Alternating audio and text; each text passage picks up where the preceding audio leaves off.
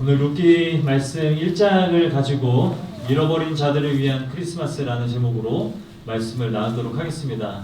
우리 옆에 있는 분들에게 인사하겠습니다. 메리 크리스마스. 메리 크리스마스. 네, 앞에 있는 분들에게도 한 번 더 메리 크리스마스. 메리 크리스마스. 한 번 더 인사할까요? 우리 한 해 동안 고생 많으셨습니다. 이렇게 인사하겠습니다. 한 번 더 한 해 동안 정말 고마웠습니다. 고맙습니다. 이럴 때 아니면 언제 이런 인사를 해보겠어요. 옆에 아내가 있거나 또 남편이 있거나 가족이 있으면 더 우리 손 꼭 잡고 한 해 동안 고생 많았습니다. 나 때문에 고생 많았습니다. 여러분 또 저 때문에 고생 많으셨습니다. 이 자리를 빌어서 저 때문에 여러분 올 한 해 마음고생도 많으시고 또 찬양팀 너무 감사합니다. 오늘도 정말 9시 좀 넘어서 그렇게 오셔서 또 세팅하고 연습하고 매주 또 예배 장소를 또 세팅하느라 찬양팀이 너무 수고가 많거든요. 여러분 찬양팀을 위해서 큰 박수 한번 부탁드려요.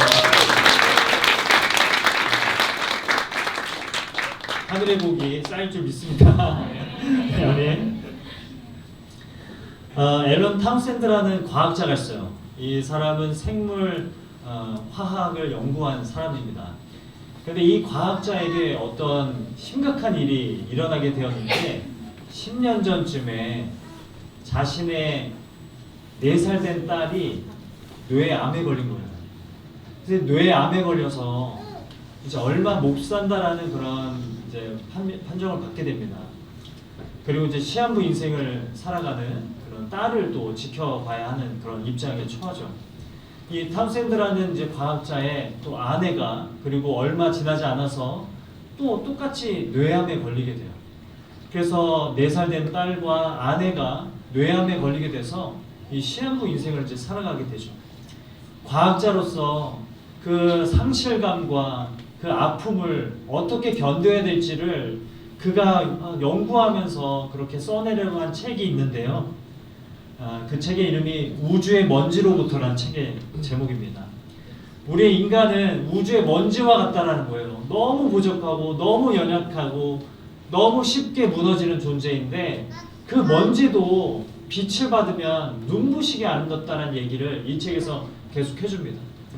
과학자인데요. 과학적으로 그걸 분석합니다. 이 고난을 어떻게 이겨내야 될지를 이야기하는데 이런 얘기를 해요. 자기의 딸과 자신의 아내가 뇌암에 걸릴 확률이 1000억 대 1 확률이래요. 그 확률을 인정하고 받아들이는 것이 과학자로서의 사명이다 이렇게 얘기를 합니다. 그러면서 하는 얘기가 내게 이러한 상실이 있고 어려움이 있지만 이것을 이겨내가고 견뎌가는 것이 그것이 인간으로서의 지켜야 될 사명이 아닌가라는 생각을 하게 된다고 이 책에서 얘기를 합니다. 여러분 한번 생각해 보세요. 자신의 아내와 딸이 4살 된 딸이 뇌암에 걸려서 죽어가고 있는데 아내도 과학자예요. 근데 이 아내는 죽을 때까지 2개의 인두종이라는 암을 열심히 연구하다가 숨을 거둡니다. 그리고 이 과학자도 이 어려움들을 어떻게 우리가 견뎌냈는지를 책을 통해서 이제 담아내고 있다는 것이죠. 역설을 얘기해줘요. 우리 인생을 보면 너무 고통스러운데 동시에 너무 아름답다. 이 역설을 이야기해주고 있는 책이 여러분 우주의 먼지로부터 이 책입니다. 여러분이 올 한 해를 좀 마무리하면서 이 책을 한번 읽어보시면 좋겠다는 생각이 들고 이 책을 좀 읽게 되는 그 역사가 일어나기를 축복합니다. 네. 그래서 여러분 오늘 우리가 펼친 이 룻기라는 책도요 상실과 역설로 가득한 책입니다. 상실, 모든 걸 잃어버리고 사랑하는 사람들을 다 잃어버린 한 여인, 나옴이라는 한 여인과 그의 며느리였던 룻에 대한 이야기가 이 룻기라는 책에 담겨져 있어요. 인생이 얼마나 역설적인가, 아름다우면서도 이렇게 고통스러운 게 인생이라는 것을 이 책을 통해서 이야기해주고 있다는 거예요. 여러분 룻기의 배경은 이러합니다. 1절 말씀을 좀 같이 읽었으면 좋겠는데요. 우리 한 번 더 1절 말씀을 읽어보도록 하겠습니다. 시작. 사사들이 치매하던 때에 그 땅에 흉년이 드니라. 유다 베들레헴의 한 사람이 그의 아내와 두 아들을 데리고 모압 지방에 가서 거류하였는데, 나오미라는 여인이 자기 가족을 데리고 모압으로 갑니다. 왜냐하면 베들레헴에 흉년이 들었기 때문이죠. 그래서 살기 위해서 몸부림쳤던 거고 어쩔 수 없이 모압으로 갔던 거예요. 그래서 베들레헴을 버리고 모압으로 가게 됐는데, 그곳에서 어떤 일을 만나게 됐느냐? 남편이 죽습니다. 그리고 두 아들이 죽습니다. 그 내용을 이어서 4절과 5절에서 이야기하는데요. 우리 4절과 5절도 같이 한번 읽어보도록 하겠습니다. 시작. 그들은 모압 여자 중에서 그들의 아내를 맞이하였는데, 하나의 이름은 오르바요 하나의 이름은 루시더라. 그들이 거기에 거주한 지 10년쯤에 말론과 기론 두 사람이 다 죽고 그 여인은 두 아들과 남편의 뒤에 남았더라. 두 아들이 죽었어요. 남편이 죽었어요. 그래서 혼자 남았더라. 이게 여러분 이 룻의 배경입니다. 나오미라는 여인이 모압으로 갔는데, 그곳에서 모압 여인이었던 오르바와 룻을 만나서 그들을 며느리로 삼았는데 결국 두 아들이 죽고 남편이 죽게 되었더라. 그래서 베들레헴으로 다시 돌아올 수밖에 없었더라. 이게 여러분 룻기의 배경이라는 거예요. 룻이 다시 고향으로 돌아오게 됩니다. 자신이 살았던 고향으로. 나오미가 돌아오게 됩니다. 그런데 여러분 그 돌아올 때 남편도 잃고 아내도 잃었지만 또 누구를 데리고 와요? 모압 여인이었던 룻을 데리고 와요.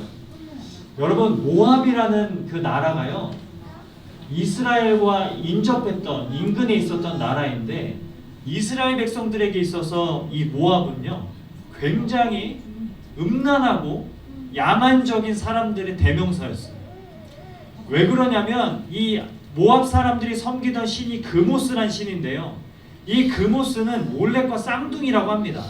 그러니까 이 그모스를 섬기던 이 모압 사람들은 어떤 우상 숭배를 했냐면요, 어린 아기들을 신에게 인신제사로 드렸어요.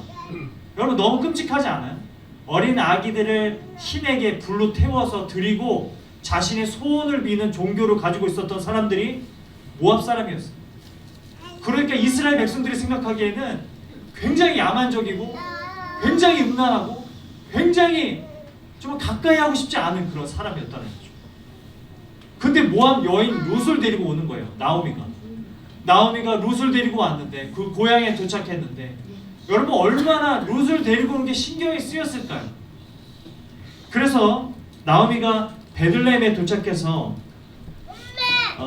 자신을 소개하는데요. 근데 참 재밌는 말을 합니다. 어떻게 얘기하냐면요, 21절 말씀인데 여기 말씀을 같이 한번 읽어보겠습니다. 시작. 내가 풍족하게 나갔더니 여호와께서 내게 비어 돌아오게 하셨느니라. 여호와께서 나를 징벌하셨고 전능자가 나를 괴롭게 하셨거늘 너희가 어찌 나를 나오미라 부르느냐 하니라. 내가 모압으로 갈 때는 풍족했어. 하나님이 모든 걸 다 채우셨어. 근데 거기서 다시 돌아올 때는 텅 비었어 라고 얘기하고 있는 상황이에요. 나는 텅 비었어. 나에게 아무도 없어. 이렇게 얘기하고 있는 거죠. 하나님이 내 아들과 내 남편과 함께 모압 땅으로 가게 하셨는데 돌아올 때는 아무도 없고 난 텅 비었어. 내 인생은 텅 비었어. 이렇게 얘기하고 있는 상황이에요. 여러분 중요한 게 뭔지 아세요? 중요한 거는 나오미가 이 얘기를 하고 있을 때 옆에 누가 있어요? 룻이 있어요. 룻이 옆에 있는데 이렇게 얘기하는 거예요. 아무도 없어. 난 텅 비었어. 이렇게 얘기하고 있는 거죠. 나오미가 룻을 어떻게 생각하고 있어요? 존재감도 없고요. 그냥 골칫덩이라고 생각하고 있는 거예요. 여러분 살면서 그런 경험 해보셨습니까? 없는 사람 취급받을 때요. 제가 이제 개척을 하고 제 삶에 달라진 변화가 있다면 좀 집에 있는 시간이 많아졌어요. 그래서 저녁 시간에 집에서 거실에서 책을 읽고 있으면 가끔 제가 깜짝 놀랍니다. 내가 이 시간에 뭐 하고 있는 거지? 라는 막 그런 깜짝 놀랄 때가 많아요. 그런데 저보다 더 놀라는 건 저희 아이들이에요.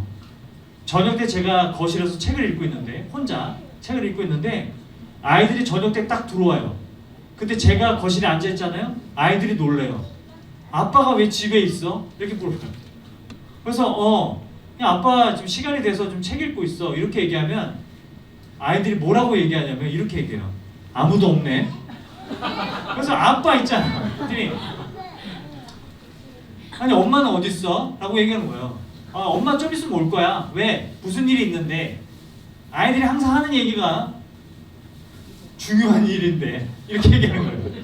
엄마 언제 와? 중요한 일인데. 아니 아빠 있으니까 아빠한테 얘기해. 그러면 아이들이 항상 하는 얘기가 아무도 없네.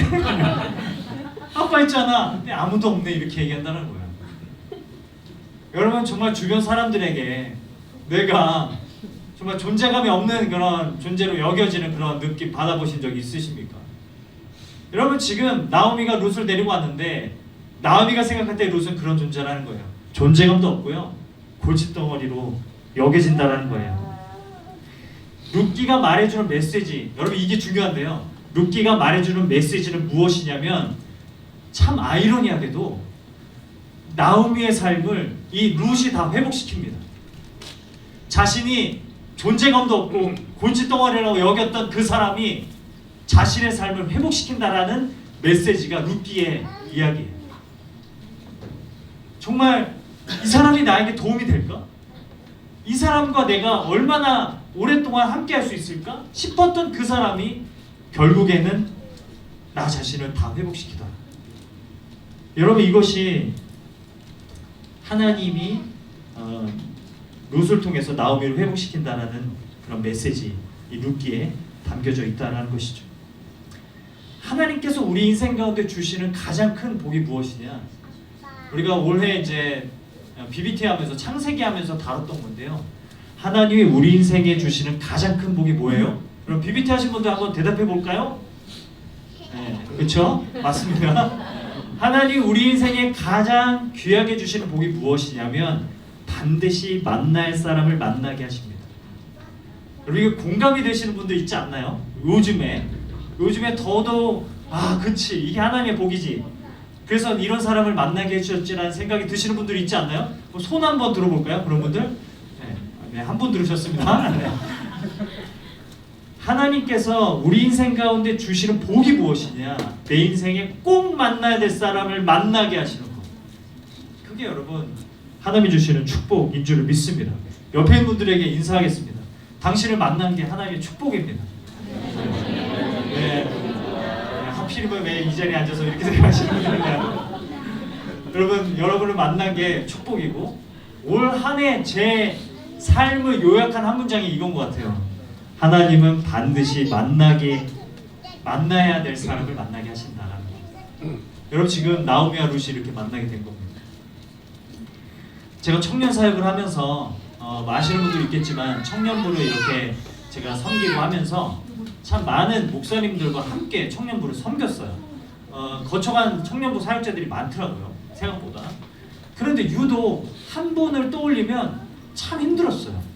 너무 힘들었어요. 왜 힘들었냐면 이거 뭐 녹화 안 되죠? 왜 힘들었냐면 토라져요. 근데 어느 타이밍에서 토라지는지 예측이 안 돼요. 그래서 왜 인사 안 하네? 왜 대답 안 하지? 삐졌구나. 그래서 너무 삐지고 너무 막 그래가지고 너무 힘들었던 적이 있어요. 누구라고 말하면 이제 안 되니까. 그래서 정말 그냥 부딪히지 말고 그냥 이 시간을 잘 견뎌야겠다는 생각을 하면서 그렇게 잘 조심스럽게 왔습니다. 그래서 제가 얼마나 영화도 보여주고 밥도 사주면서 토라진 것 같으면 또 그렇게 막 제가 밥도 사주고 영화도 보여주고 했는지 몰라요. 그런데 결정적으로 제가 정말 사역하면서 궁지에 몰렸을 때 결정적으로 저를 도와준 사람이 사실 그 사람이에요. 뭐라고 얘기했냐면 이런 얘기를 했어요. 많은 사람들 앞에서 저는 이순애 목사님을 믿습니다. 이순애 목사님이 전혀 그런 사람이 아니라는 걸 저는 확신합니다. 제 목회를 걸고 전 맹세.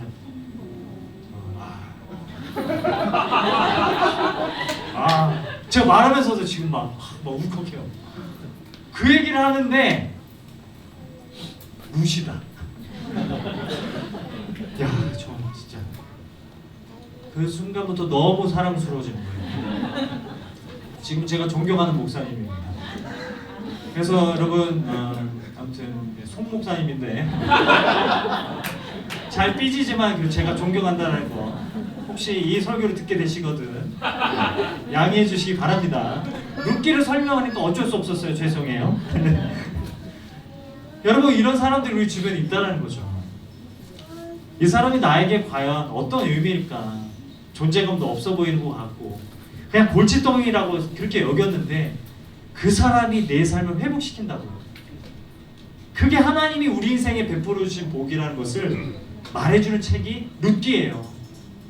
그래서 우리는 우리 주변에 있는 사람들을 우리는 쉽게 바라봐서는 안 됩니다.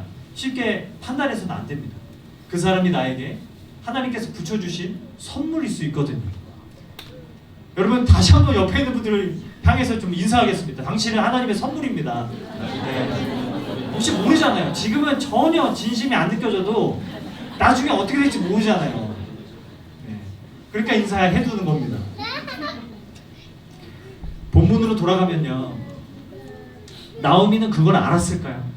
롯이 하나님이 붙여주신 선물이라는 사실을 나오미는 알았을까요? 롯을 통해서 자신의 삶이 회복될 수 있을 것이라는 것을 알았을까요? 몰랐겠죠. 이 역설이 룻기가 말하고 있는 역설이에요. 내 주변에 내가 정말 존재감 없이 바라본 사람이 나에게 큰 도움이 되고 큰 은혜로 다가온다는 것을 제가 사역을 하면서 계속 느껴요. 제가 청년 때부터 함께했던 그런 귀한 청년들, 제가 존재감 없이 였다는 건 절대 아닙니다. 하지만 지금 생각해보면은 참 얼마나 큰 힘이 되고 얼마나 큰 하나님 주신 선물이었는가를 생각해보게 됩니다. 저 또한 여러분에게 그런 선물일지도 몰라요. 여러분, 안 믿으시는 눈치지만 네, 그렇게 믿으시기 바랍니다. 아멘이시죠? 아니에요? 네. 네, 진짜 아멘 안 하시네요. 근데 여러분, 룻기에서 이제 룻이 나오미에게 고백하는 그런 믿음의 고백이 있어요. 그게 뭐냐면 16절인데요. 우리 16절 말씀을 같이 한번 보도록 하겠습니다. 이 그림은 아까 제가 빼먹었는데 모압 사람들이 이 금오스 신을 섬기는 장면이에요. 이렇게 어린 아이를 저 금오스 신에게 바쳐요. 그리고 불을 지펴서 태워요. 그렇게 한 다음에 자신의 소원을 구했다고 하죠. 그게 모압 사람들이었다는 겁니다. 룻이 이제 나오미에게 고백하는 장면이 있는데요. 이 말씀을 우리 같이 한번 읽어보도록 하겠습니다. 시작. 룻이 이르되 내게 어머니를 떠나며 어머니를 따르지 말고 돌아가라 강건하지 마옵소서. 어머니께서 가시는 곳에 나도 가고 어머니께서 머무시는 곳에서 나도 머물겠나이다. 어머니의 백성이 나의 백성이 되고 어머니의 하나님이 나의 하나님이 되시리니. 여러분, 룻이 나오미에게 뭐라고 고백해요? 어머니가 머무는 곳에 나도 머물겠습니다. 그러니까 여러분, 당신이 머무는 곳에 나도 함께 머물겠습니다. 이걸 가리켜서 성경에서 사랑이라고 부릅니다. 이게 바로 헤세드라는 거예요. 그래서 여러분, 그 헤세드라는 단어가 나오는데요.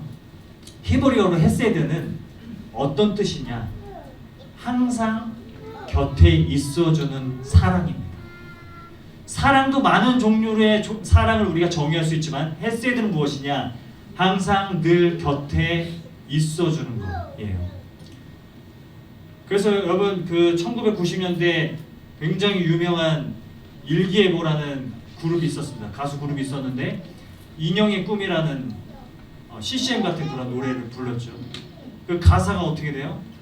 한 걸음 뒤엔 내가 있었는데 그댄 내 모습 볼 수 없나요? 나를 바라보며 잘 기억이 안 나요. 여러분, 그런 한 걸음 뒤엔 항상 내가 있었는데 그게 여러분 헤세드라는 거예요. 여러분, 성경이 말하고 있는 사랑은 무엇이냐? 성경은요, 사랑을 감정이라고 얘기하지 않아요. 사랑은 의지라고 얘기합니다. 그래서 여러분, 고린도전서 13장 말씀을 보게 되면은 이렇게 얘기합니다. 사랑은, 그리고 쭉 설명이 나오는데요, 가장 먼저 말하는 게 뭐예요? 사랑은 오래 참고, 그리고 마지막에 나오는 게 뭐예요? 모든 것을 견디느니라. 사랑을 감정이라고 얘기하지 않습니다. 사랑을 뭐라고 정의합니까? 사랑은 견뎌주는 것이고 항상 그 자리에 함께 있어주는 것입니다. 여러분, 생각해보면 가장 힘든 게 뭔 줄 아세요? 사랑하는 사람 곁에 있어주는 거예요.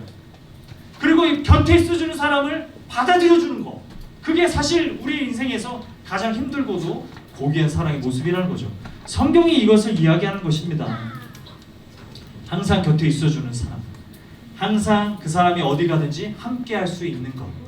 이게 여러분 인간이 보여줄 수 있는, 사람이 보여줄 수 있는 가장 고귀한 모습의 사랑이라는 것을 이 룻기가 말해주고 있다는 것이죠. 제가 이제 사임을 하고 아내가 항상 제 입버릇처럼 했던 얘기가 혼자 여행을 좀 가고 싶다라는 거예요. 그래서 어디든지 가라고. 그래서 어디든지 가. 그래서 정말 가고 싶은데 가. 막 이렇게 얘기를 했는데 막상 이제 가려고 하면 어디로 가야 될지 모르겠다. 이렇게 얘기하는 거예요. 아 그래? 어디로 가야 될지 모르겠어? 그러면 같이 가자. 그래서 제가 아내랑 사임하고 춘천을 갔다 온 적이 있어요. 그래서 공교롭게도 제가 먹고 싶은 거 먹고 제가 마시고 싶은 커피 찾아가서 마셨어요. 근데 함께 있어줬잖아요. 여러분 그게 여러분 헤세드라는 거예요. 잘 나가다가 왜 여기서 이렇게 되죠? 그게 헤세드예요. 함께 있어주는 거예요. 당신이 머무는 곳에 내가 항상 머물겠습니다. 여러분 이게 여러분 헤세드입니다. 결혼 생활도요. 이거의 연속이에요. 헤세드의 연속이에요. 내가 당신이 머무는 곳에 항상 머물겠습니다. 제발 좀 떨어졌으면 좋겠다고 하는데도 내가 당신이 머무는 곳에 항상 머물겠습니다. 여러분 이것이 성경이 말하고 있는 사랑의 본질이라는 것이죠.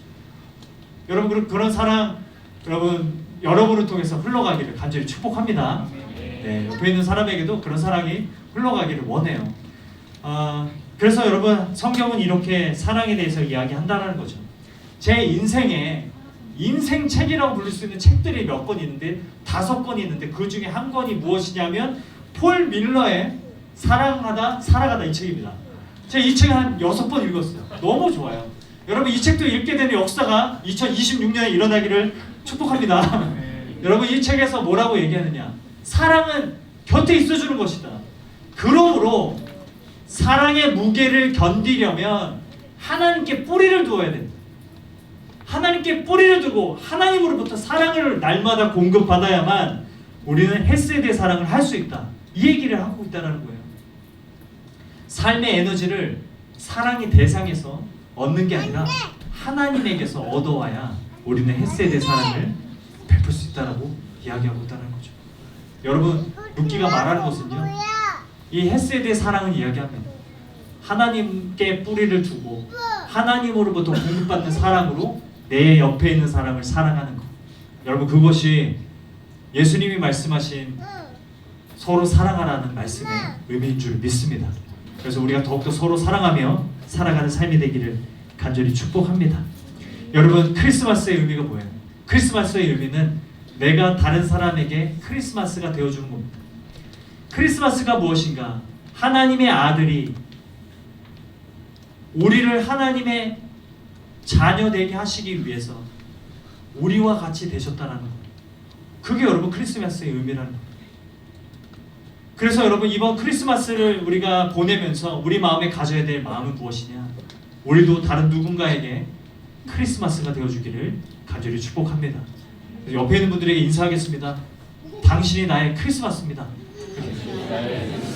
네, 다 여러분 협조해 주시고 다 말씀해 주셔서 감사합니다.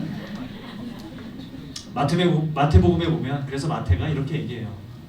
예수님께서 탄생하신 것을 이렇게 이야기합니다. 그를 임마누엘이라고 하라고 했는데 보라 처녀가 잉태의 아들을 낳을 것이요 그의 이름은 임마누엘이라 하리라 하셨으니 이를 번역한즉 하나님이 우리와 함께 계시다 함이라.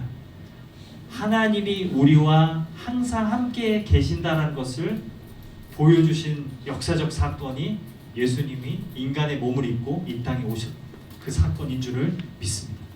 그래서 이 복음을 우리가 붙들고 살아간다면 우리 또한 다른 누군가에게 헤세드의 사랑을 전해줄 수 있게 된다는 것이죠. 우리는 오늘날 이 시대에 많은 것들을 상실해버리고 살아가는 사람들, 기쁨을 잃어버리고 살아가는 사람들, 그리고 안식을 잃어버리고 살아가는 사람들에게 크리스마스가 되어주는 그런 복된 인생이 될 줄을 믿습니다. 하나님이 우리에게 그런 인생이 되게 하시기 위해서 이렇게 인간의 몸을 입고 이 땅에 오셨다라는 이 크리스마스의 의미를 기억하고 우리 또한 더 낮은 곳으로 그리고 안식을 잃어버린 사람들에게로 찾아가는 그런 저와 여러분의 연말이 되기를 간절히 축복합니다. 그 또한 상실의 슬픔 가운데 있는 사람들, 소중한 사람을, 소중한 것들을 잃어버린 사람들에게 다가가 헤세드의 사랑을 전해줄 수 있고, 내게 소중한 사람들에게 헤세드의 사랑을 흘려보낼 수 있는 저와 여러분의 복된 삶이 되기를 주님의 이름으로 축원드립니다. 네. 여러분, 옆에 있는 사람에게 인사하고 말씀을 마무리하도록 하겠습니다. 옆에 있는 분들에게 한 번 더 인사할 때, 내가 당신의 크리스마스입니다.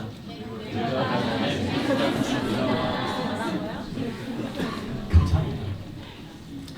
말씀을 맺겠습니다. 여러분, 1995년 6월 29일에 있었던 일이죠.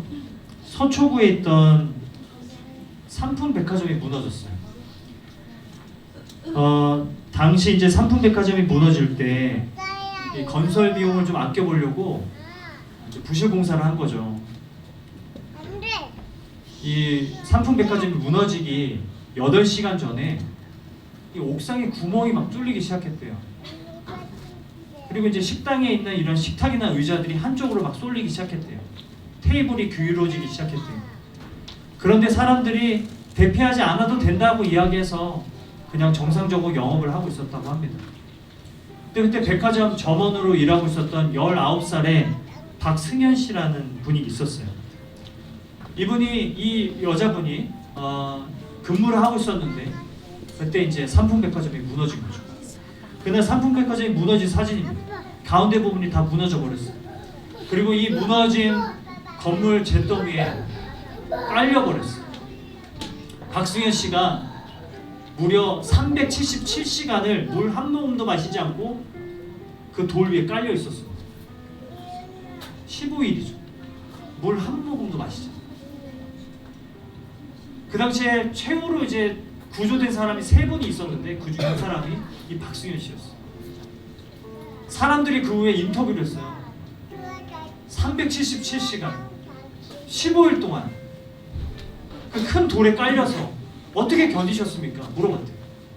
그런데 박승현 씨가 했던 말이 뭐냐면, 사랑하는 사람들 떠올렸어. 내가 사랑하는 사람들뿐만 아니라 나를 사랑하는 사람들이 있다는 것을 떠올렸습니다. 그리고 그 생각을 놓지 않으려고 애썼습니다.